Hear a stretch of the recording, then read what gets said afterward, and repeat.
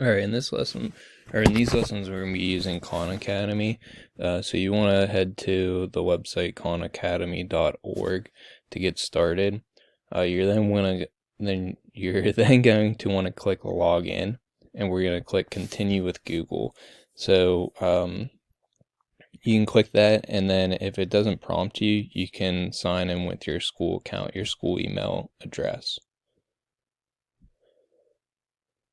and it should log you in. Okay, so the next thing that you want to do is once you're logged in, so this is what it looks like as a student, and if you're using this before, you might have some other courses in here, but we're going to click on teachers.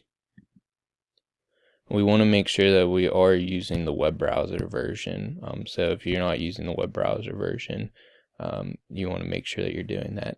And then your teacher should have given you a course code.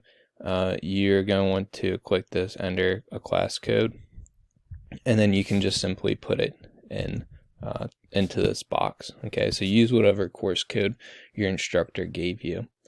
Then,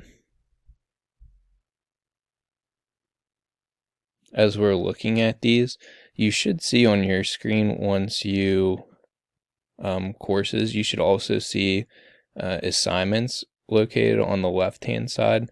So after you've joined the class, there will be assignments listed for each day, and just like in Schoology, where we'll list what we want you to do that day, and you can click on the assigned material and just complete those activities. Okay, so that's a basic overview of how to log in and to access the information.